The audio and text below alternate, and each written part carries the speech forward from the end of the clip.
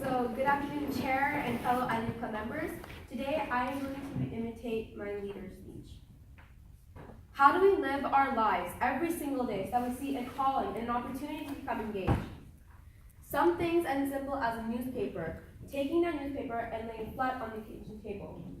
Because for parents, it's all about raising your kids socially, to keep them updated in everything.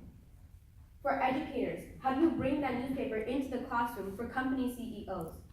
How do you inspire workers to realize that in today's day and age, where everyone just stares at the negative often in our world, how do you find the time to realize the positive and the good that happens on our earth?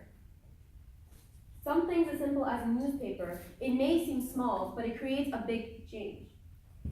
So for me, I grew up not far from here, because I grew up in Thornhill and went to school in Scarborough. I'm not in Canada as much anymore, however. This is my home.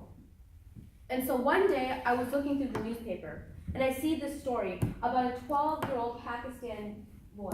His name was Iqbal Masih. And when he was 4 years old, his parents were so desperately poor that they sold their only son into slavery when he was 4 years old. And so for hours, he would tie thousands of tiny little knots in a dangerous carpet factory. But when he was 10 years old, 6 years, he couldn't take it anymore. And so he escaped and ran for his life. But after he escaped, he realized that his own condition wasn't enough.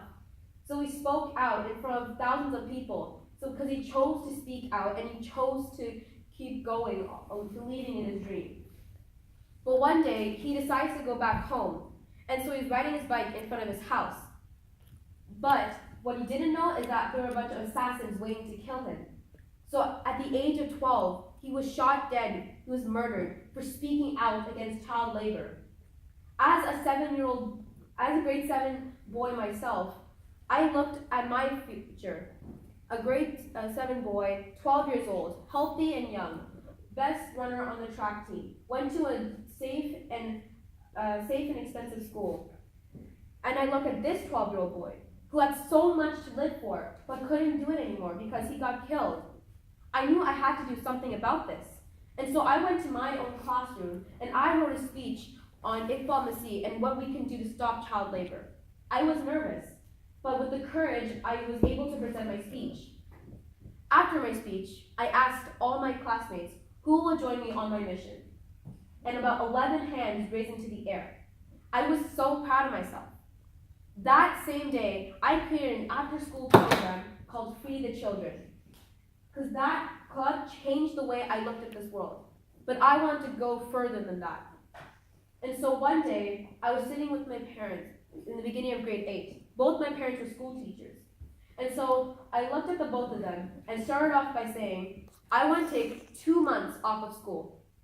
During grade 8, I want to travel to Bangladesh, Nepal, Pakistan, finishing off in Thailand to research more about child labor. And I would really appreciate it if I went on my own.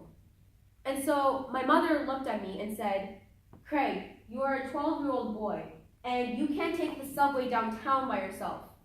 So no, you can't go to Asia, you can't travel the world by yourself. That's utterly ridiculous. But did that stop me? No. I wrote to every organization I can find, and I may have pretended to be my own secretary, and I didn't quite mention my age.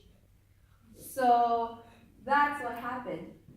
But they wrote back. One of the organizations wrote back, and they said they would host. And so with the chaperone, I set off to these countries at the age of 12 to research more about child labor. Now I have traveled to over 70 countries around the world, but I will never forget that one trip I made, because that first trip, when I was just 12 years old, changed the way I looked at this world, because of Iqbal Masih. He would stand in front of thousands and thousands of people, holding a pencil in one hand and a tool in the other, stating every child should have the right to hold a pencil, just like all of you right now. And no child should ever be forced to hold a tool. Because as a community, we can work together to continue stopping child labor, and we can still continue to make a difference. And because of that, That is how Free the Children was born. Thank you.